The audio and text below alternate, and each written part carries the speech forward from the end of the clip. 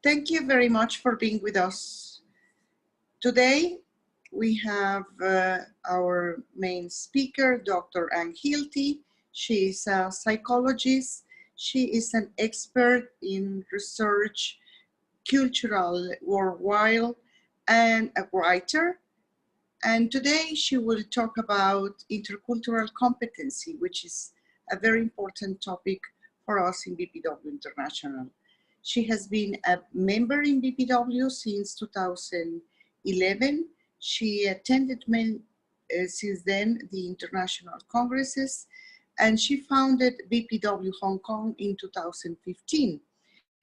Before that, she belongs to BPW USA in New York and the Virtual Club, and actually she stay also in BPW Hong Kong as a member, but it was invited from BPW Thessaloniki, Greece in last year. So as you can see, she really is part of BPW around the world, and always in her travels, in her constant travels, she tried to meet our BPW members, and it's a pleasure for us today to having you. Thank you, and the floor is yours. Hello, everyone, and thanks for joining me in this webinar on intercultural competency, something that I'm particularly passionate about, or as I like to call it, skills for the 21st century. So what is global competence, first of all? Let's look at the OECD definition of that, which is the capacity to analyze global and intercultural issues critically and from multiple perspectives, to understand how differences affect perceptions, judgments, and ideas of self and others, and to engage in open, appropriate, and effective interactions with others from different backgrounds on the basis of a shared respect for human dignity. That works for me. But what is intercultural competence? Well, Deerdorf, who is female, by the way, and one of the scholars in cultural studies, has defined it this way: the ability to develop targeted knowledge, skills, and attitudes which lead to visible behavior and communication that are both effective, again, effective, and appropriate in intercultural interactions. So that's what we're about today in this seminar. But what is culture? Well, the most common model for culture is the iceberg, because 90% of an iceberg is beneath the surface of the water. What we usually think of as culture is what's above the water in this diagram, what's visible or what's in our conscious awareness. And that is the behavior of people from a certain group, usually related to ethnicity, and the artifacts that they've produced throughout time. But what's below the surface are the norms, the social norms, the beliefs, the assumptions of what's right and wrong, the right way to do things and such. The values, deepest of all. This is invisible to the eye, not only of the person outside of that culture, but also to the members of that culture. It's out of conscious awareness, and that's the vast majority of what culture actually is. We have a saying in cultural studies: if you want to know about the water, don't ask the fish. Because the people inside a culture, we should ask them many questions in reality, but the people who within their own culture know it very deeply and very much a part of who they are, but they can't often verbalize it because it's not the sort of thing we usually analyze. So what is culture? Well, here are two definitions. The first one on the left is pretty standard. It's the way I think many of us may think of culture. The sum of a way of life, the total of a way of life, including expected behavior, beliefs, values, language, and living practices shared by members of a society. Pretty basic, right? Hofstede, on the right-hand side, who is also one of the foremost thinkers in cultural studies, defined it more simply as a programming of the mind. A certain way of thinking, living, and looking at things that actually is learned, not natural to us. So let's look further. Looks more like this. At the bottom of this pyramid, we have human nature. And so if we say, aren't all human beings the same? We're all human after all. To some degree, that's true. That's inherited, it's biological. It's also based on having grown up in human societies. And so that aspect of the whole is universal. At the top is our individual personality. It's very specific. It's both inherited and learned, nature and nurture. But in the middle, and rather large, is culture. And culture also navigates or negotiates between basic human nature and our individual personality. It's a kind of filter, if you will. It's specific to a group or a category of people, and it's learned. It's purely learned, not inherited. And there are lots of variations, not just from one culture to the next, but also within them. First of all, though, there are some universal themes. And if you want to know more about a culture or cultures, these are the questions you want to ask yourself. What are the methods for cooking and the types of food that they tend to eat? What about dancing? That particularly makes me happy, but that's a cultural universal. What are their attitudes toward family? How important is the family unit? What does the family unit look like? What are the celebrations, the methods of greetings? How do they have rituals for burial?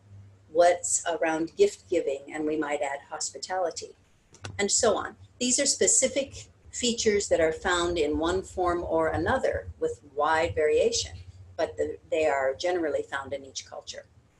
And then there are also variations within those features, individual traits in each culture, of course, but also subcultures. So if you look at the north, the middle, or the south of any given country, you're going to find a lot of differences culturally. And everyone knows that about their own country. So there are lots and lots of subcultures.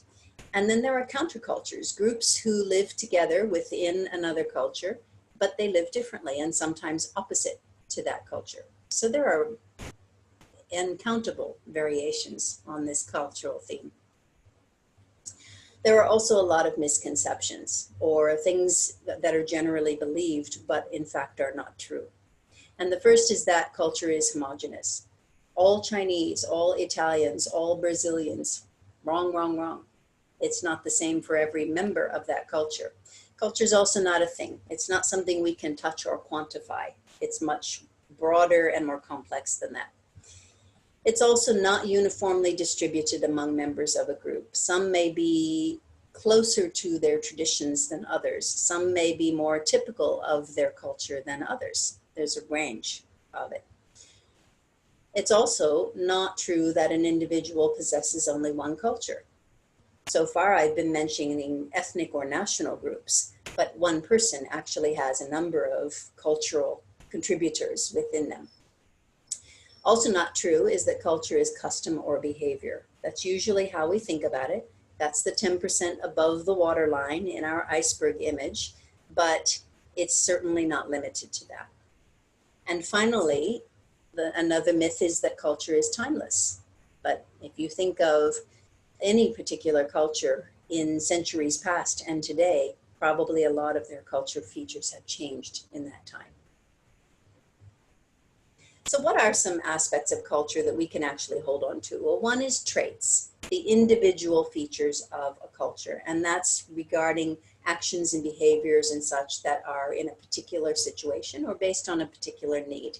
So Arabic culture, which is in typically desert climates, will be very different from tropical cultures, which again will be very different from mountainous cultures, just to look at geography.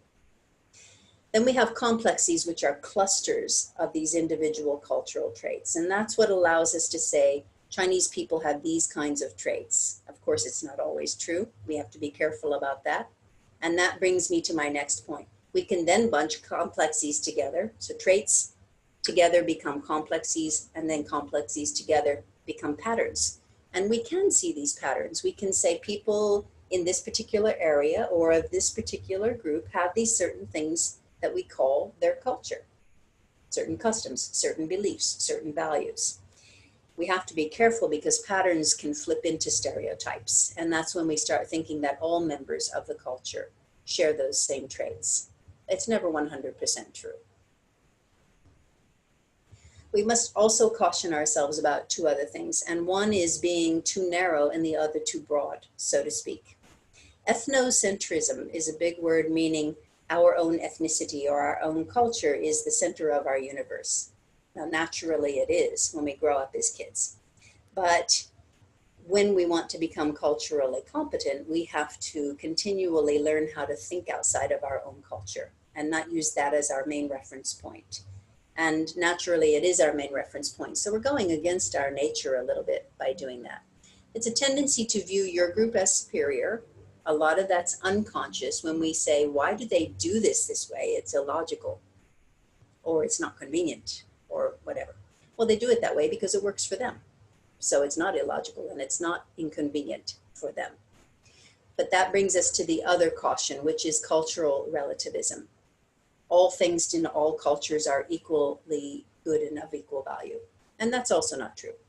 We would probably agree that slavery is not a good thing, regardless of what culture we come from. And yet throughout history, maybe every culture, certainly most, have had slaves at one time or another. And many do today in one form or another. But when we talk about basic humanity and human rights, then we can generally agree that's not a good trait for a culture to have. Foot binding in China for centuries was considered by women and men alike to be a sign of beauty. And today, the Chinese as well agree that that was a form of crippling. So not everything about a culture is of equal value, let's just say. So what are these competencies that we talk about then? Well, they're in three categories, and those were mentioned early in my presentation when I quoted Deardorff about what is culture and what is cultural competency. And it's skills, knowledge and understanding, and attitudes. And a lot of this is very transferable skills, transferable attitudes, which means they're general and they apply to many aspects of our lives, professional and personal. So the skills that we need are abilities of analytical and critical thinking, to think deeply. That might seem basic, but any educator will tell you that it's sorely lacking in today's societies. So the ability and in fact willingness to think deeply and to analyze things. If you want to be culturally competent, you have to analyze everything around you. Secondly is the ability to interact respectfully, appropriately, and effectively. Again, not as common a trait as we would like.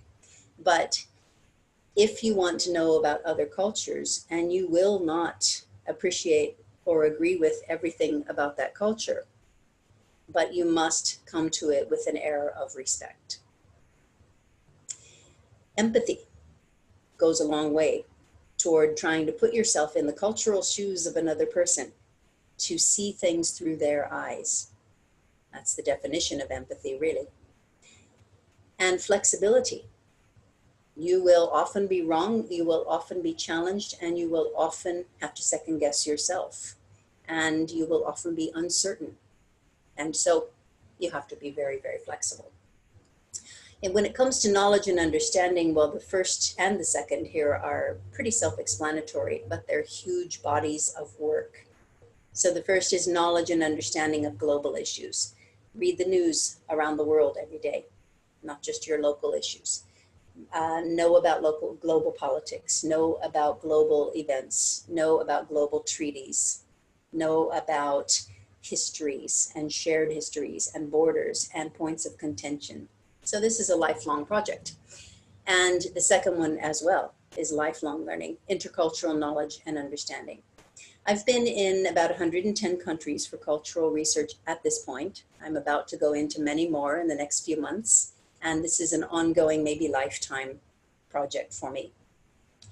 Can I know about all cultures? Absolutely not possible. I can learn cross-cultural skills and I can learn something about each culture and sometimes deeply, but this is an ongoing process.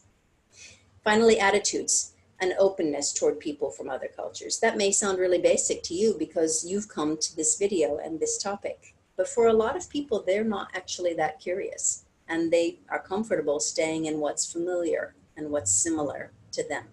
That in fact is our core comfort zone. So an openness toward people who are different from ourselves is actually an attitude that we can cultivate. Respect for cultural differences. Again, not all differences at the same level of value, and sometimes they may violate general human rights as are agreed upon by all of us. But generally, to have that attitude of respect is essential. Global-mindedness, of course, thinking outside of your own little box. And finally, responsibility.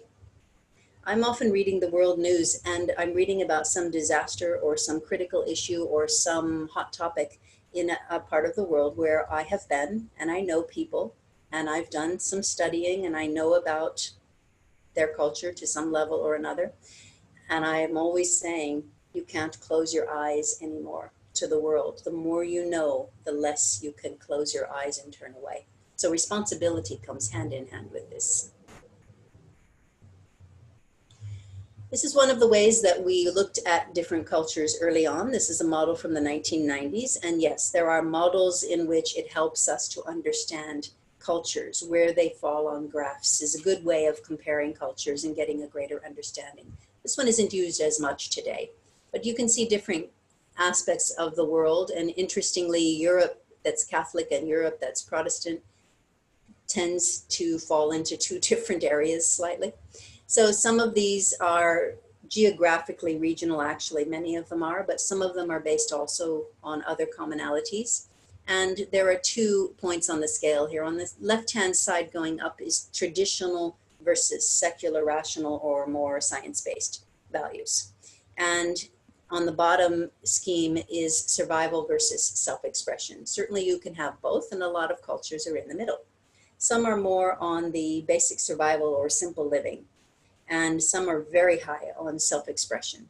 And that often goes hand in hand with societies that value individualism, which is another way of looking at that. We're not going to look at specifics here because this is in fact one of the early models.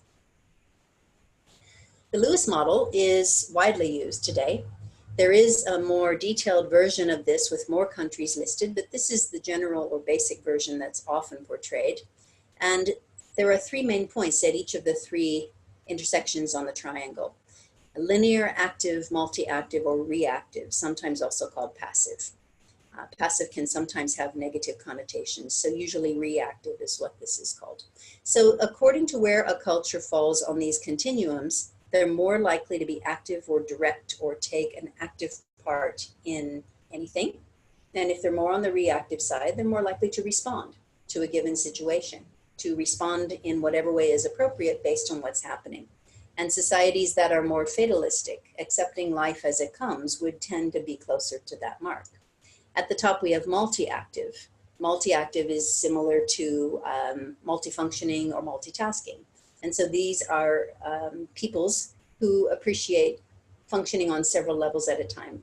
Things happening at more or less the same time, less of a concern with the construct of time, and also tending more to focus on relationship and emotions.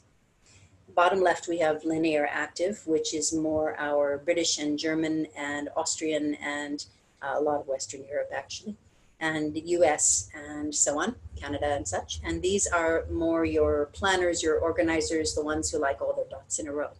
So these are very simplistic ways of interpreting this. There's a much more detailed interpretation, but we can see also how different countries and cultures relate to one another on this scale. Even if they're in the same part of the world, they may not be at the same place on this diagram. Another way of looking at the Lewis model can be this form here. And it's exactly the same model as the previous one. Countries fall into more on the active sides of the model or more on the passive side or reactive, and more multi-active or linear, one by one active. And active task-oriented is more linear, schedules and organization.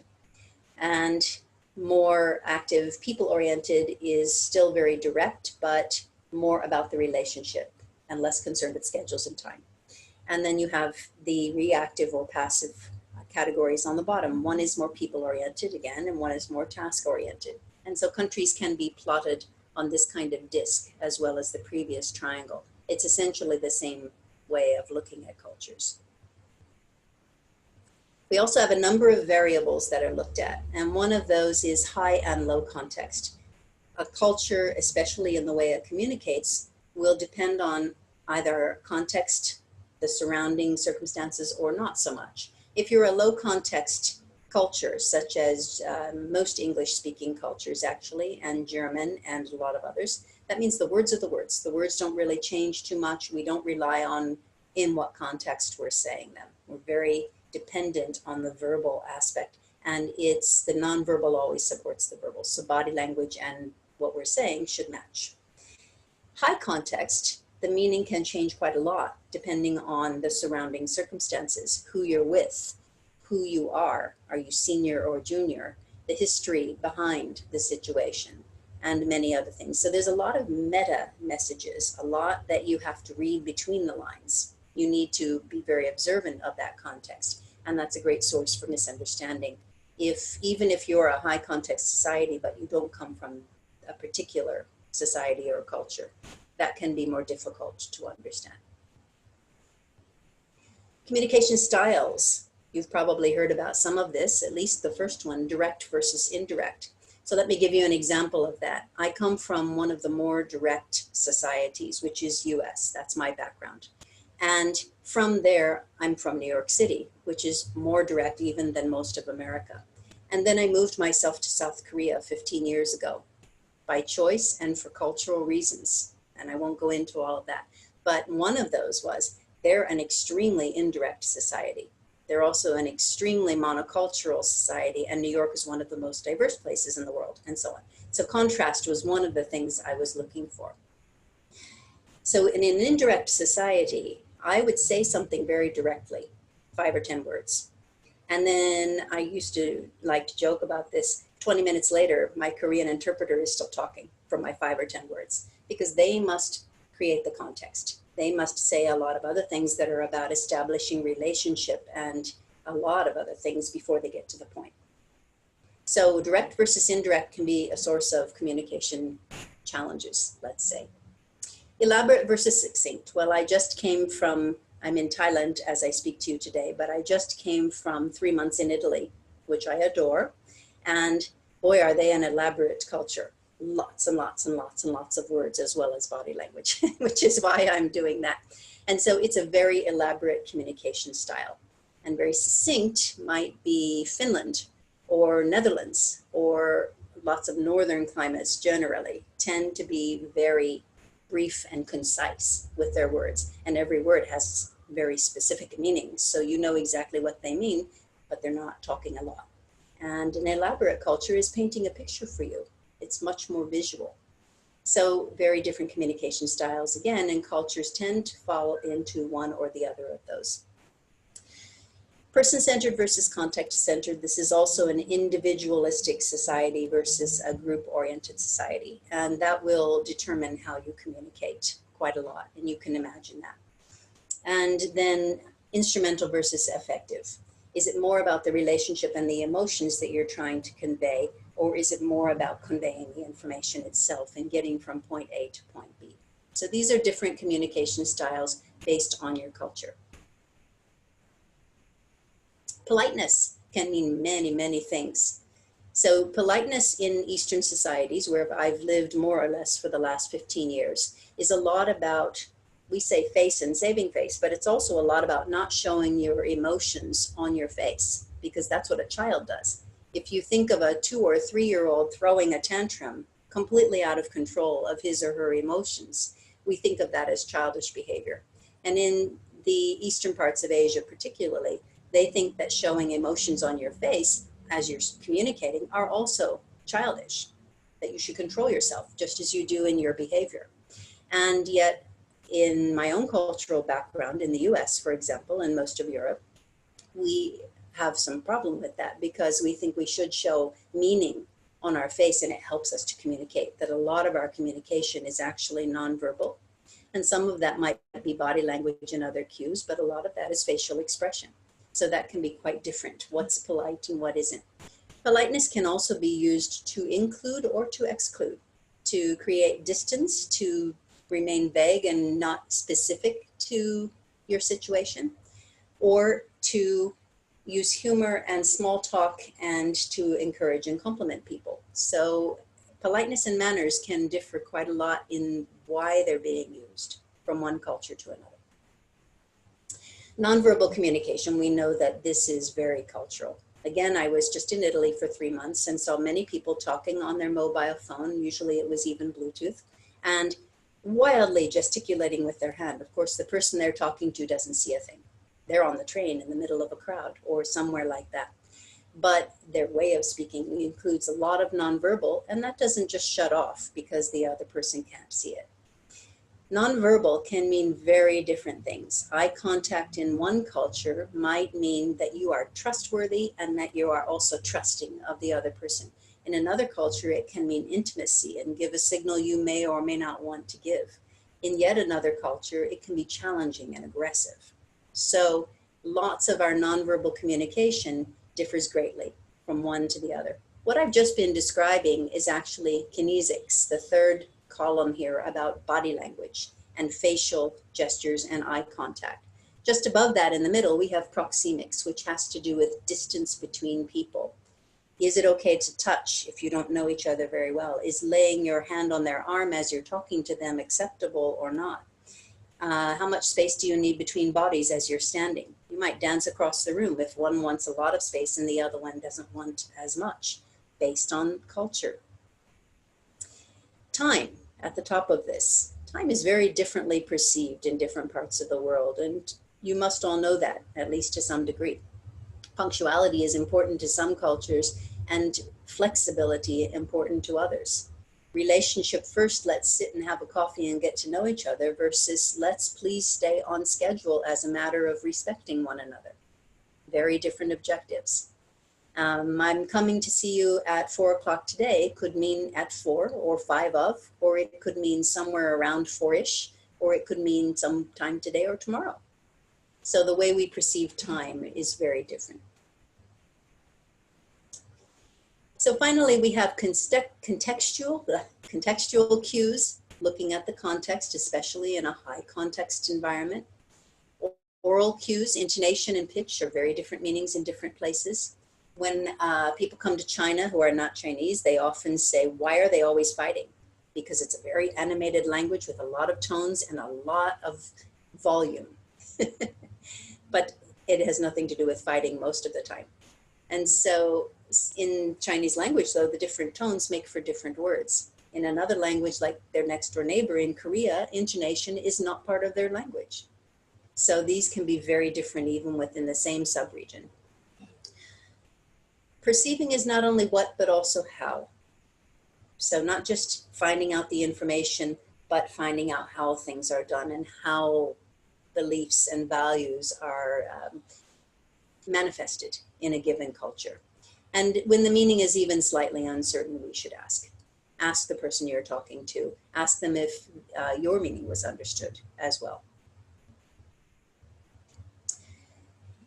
So interculturally competent communication, which is just one aspect of intercultural competency, but a very important one, and what we've been talking about for the last 5 minutes, first relies on that basic knowledge of cultural norms, history and conflict and so on. Can we do that for every culture? For sure we cannot, but we can get some knowledge of many cultures, and if we're going to one for a conference, for example, we can learn more about that home culture. So we can continually add to our knowledge. Sensitivity and empathy, put yourself in the other person's shoes. Try to see through their cultural eyes, as I often say. The willingness to be wrong, oh, that's big. If you're uncomfortable with being wrong, that's going to be a problem. You often will be wrong. You often will be uncertain. You often will not know what's going on around you if you're with people of another culture. And you have to be increasingly comfortable with that. And flexibility and adaptability for the same reason. You need to be able to adapt to different cultural ways and styles and beliefs and ways of thinking and communicating. And we can become more and more and more adaptable. Believe me, living abroad in any other country will definitely increase your flexibility and adaptability. And awareness of ethnocentrism, seeing things from our own cultural perspective. and of course stereotypes, thinking that all people of a group have certain traits always in common and to the same degree. So this is being aware of that, of course. These are some of the keys to interculturally competent communication. This is why this is so complicated. So we have, just as an example here, some of the things we were talking about. In the first line for communication, high and low context. Does it depend on the context or just on the words? In the middle, we have things like task-based versus relationship-based, which is more important, which is given priority. I mentioned that. We also have things toward the bottom about linear time and flexible time. I mentioned that. These are just 3 examples. There are many more there. And we have 2 countries, both in Western Europe, Germany and France. We could assume they have some things in common. And 2 from Northeastern Asia, China and Japan. We might also assume some traits in common. And indeed, those 2 sets fall on somewhat on the same sides of this chart, but there's a lot of weaving back and forth. And so you can see how this can be plotted, but also how difficult it can be to really understand people from cultures other than our own. What are some of those primary challenges? So first is ambiguity. Nothing ever seeming really clear or really certain. Needing to be flexible and adaptable and willing to be wrong and willing to be unsure, because ambiguity is the name of the game when we cross cultures. It's also uncomfortable psychologically for most of us, maybe all of us. Interference, many things will interfere. The basic cultural differences, of course, and communication, language itself, but lots of other things. So, for example, different nonverbal cues will also provide interference. So there are a lot of things that will interfere with cultural understanding, cross-cultural understanding.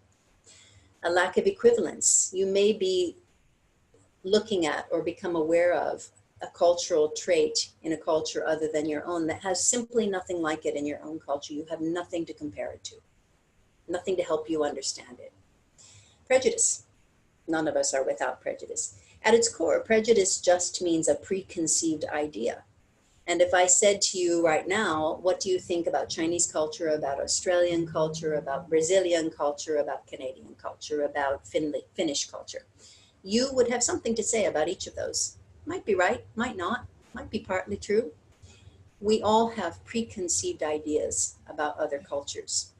And that can be a challenge, an interference, particularly if it's not true. Stereotypes. Stereotype at its core means 100%. So anytime we are looking at things that are traits of a culture, but we begin to think it's 100% true or true for all members of that culture, we've ventured into the realm of stereotype. 100% is never true, I like to say. A lack of knowledge of body language and nonverbal cues. I mentioned a few of those, for example, eye contact. Another one as an example is, in my own American background, doing this for somebody to come to you is considered cute, friendly, even sexy. The moment I landed in Korea 15 years ago, I found out that this is highly offensive. And it's the way you call a dog or a very young child, somebody at the lowest position in the society. So body language can be wildly different and present a challenge because we'll just unconsciously assume we know what it means. Does this mean good? Does it mean something else, for example? And lack of knowledge about the other culture, of course, is a basic challenge. So the cycle of challenges looks like this. We start at the top in the red. We have unexamined assumptions about the other culture. We don't even know we have them, but we have certain assumptions, certain things we think we know, certain beliefs. That comes to or brings to us a lower cohesiveness. We feel less in common with them based on those assumptions. We feel less connected to them. Now, some of those assumptions may be of similarity, but a lot of times it's about things that we find are different from our own culture. That's just naturally where the human brain goes.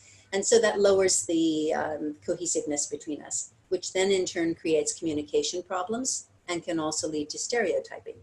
All Chinese are this, all Brazilians think like that, which increases mistrust and tension and then adds to our unexamined assumptions, our unconscious assumptions. So this is the cycle of challenges when it comes to cross-cultural understanding. So how can we do this? Finally, we get to the actual competency. Number one is missing from this screen doesn't matter. It's complete ignorance. That's where we all start. And then we reach an aha moment. We reach an awareness of other cultures, or that we would like to know about other cultures, that we would like to learn more about them. And that's the second level of conscious incompetence. Now we're aware of how little we know.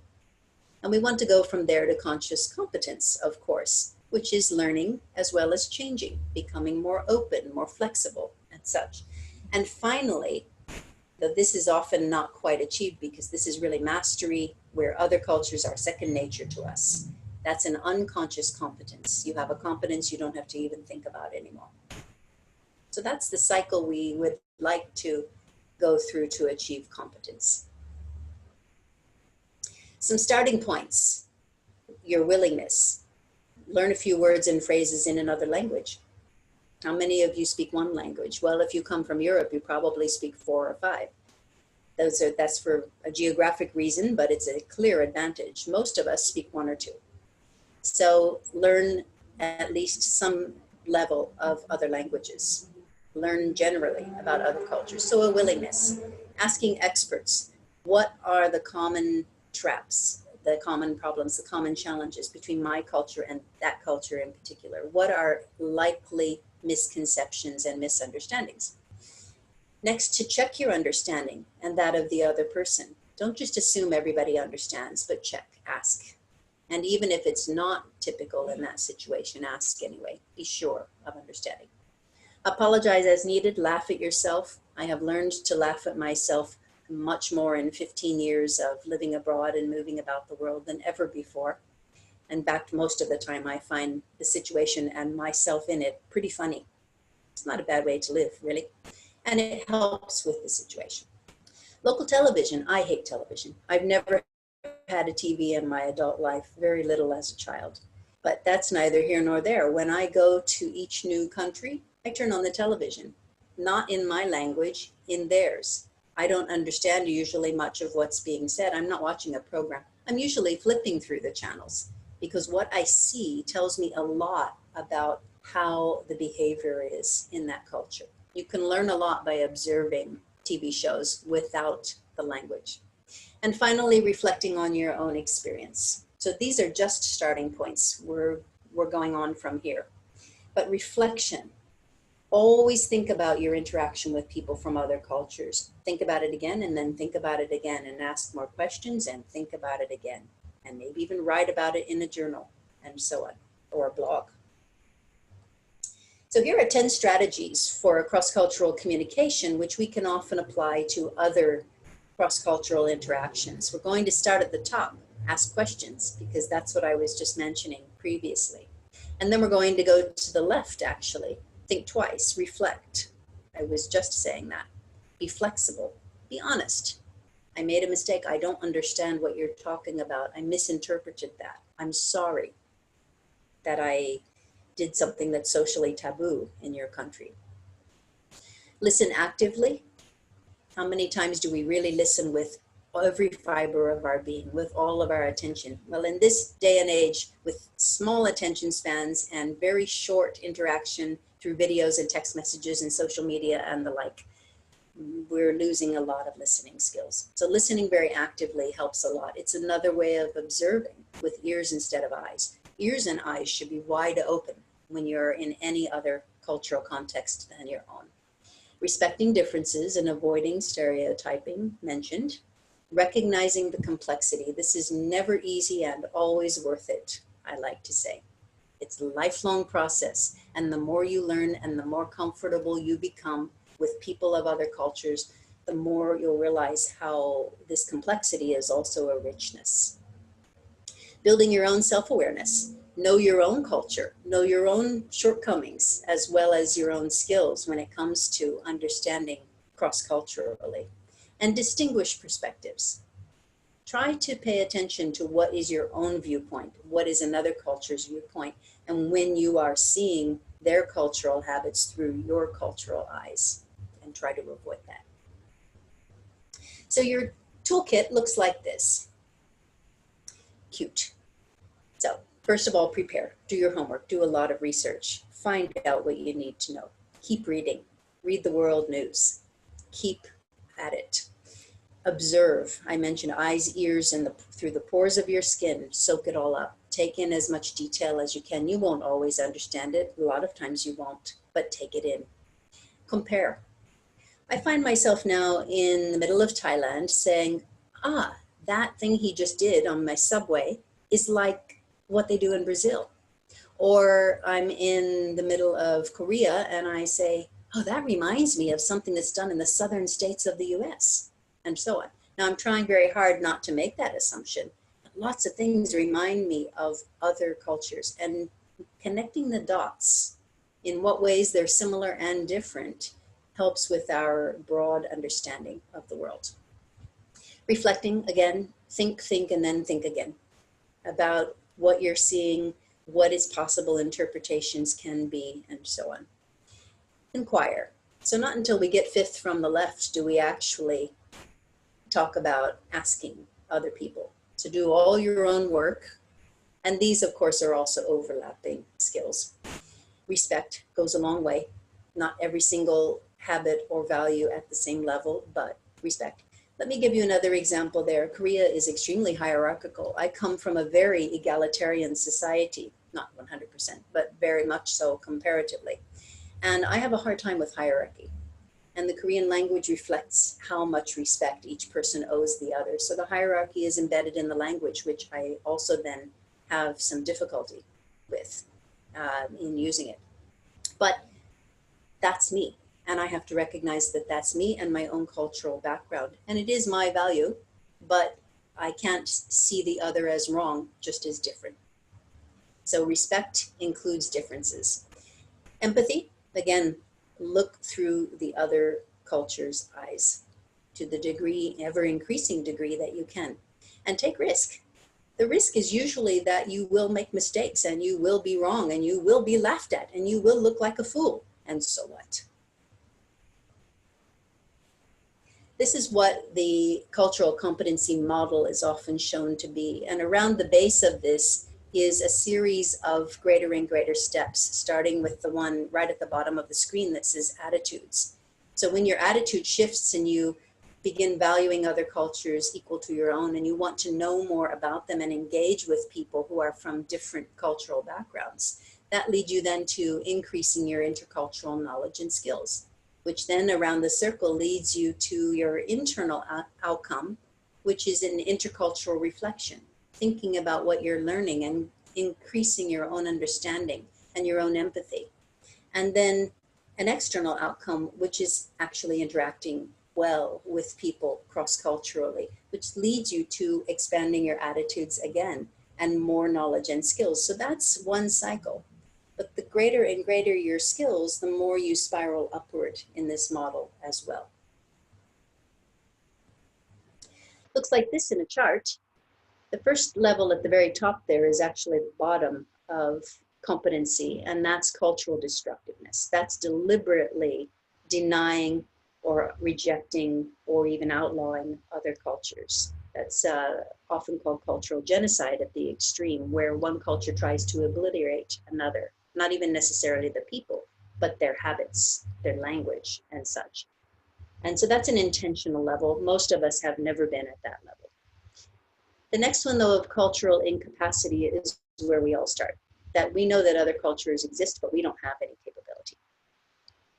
And then cultural blindness is next, where we really assume more that we're more alike than different, because after all, we're all human. But that's a mental shortcut. That's a non-thinking approach. Sure, we're alike in some ways, basic human values, but we're different in many ways. So that's a cultural blindness. And then cultural sensitivity, we're willing to learn. We reach a level of sensitivity and interest. And then competency, we've gained some skills. And then finally, proficiency. That's the ultimate, where you're highly skilled in this area. Also looks like this. This is my favorite of the charts, actually. So there are 6 stages here, the same as before. Not quite the same stages, though, but the first 3 are ethnocentric, which means coming from our own cultural viewpoint, looking at others through our cultural eyes. And the last 3 are ethno-relative stages, which are looking at other cultures through their own cultural eyes. So that's where we want to aim for. The first, denial, no reason to know about other cultures, staying completely in your own same culture comfort zone. Second one, defense. My culture is superior, why should I bother? Those poor fill in the blank for any other culture. Minimization, we're all the same, differences are superficial. Again, that's really kind of denial and a mental shortcut. And really all the same usually means they're all like me. So it's still ethnocentric. But then we shift into, and that's going from thinking toward feeling, affective. And we go into the second affective phase, but we're shifting into ethno-relative in the second half of this. And that's acceptance. There are differences. They're not a problem or a challenge so much as something of interest to me. And then adaptation. I am becoming competent. I can use different standards to evaluate different cultural contexts, not just my own culture of origin as the standard. And finally, integration. I feel just about as comfortable in other cultures as I do in my own. Ultimate goal. Finally, our last chart. This is 4 broad areas of cultural competence: knowledge, sensitivity, actual competence, awareness leading to more knowledge, more sensitivity, more competence leading to more awareness, more knowledge, more sensitivity, more competence. You can see this as an ongoing pattern, a lifelong pattern. And in the center of this is compassion, by which I would also say empathy. We are not all the same, but we are all human at the end of the day. So in this vast, colorful, complex, rich, and wonderful world of ours, both the world at large and our BPW world, I think that intercultural competency is not only fascinating, but well worth the effort that it takes. Thank you so much for listening.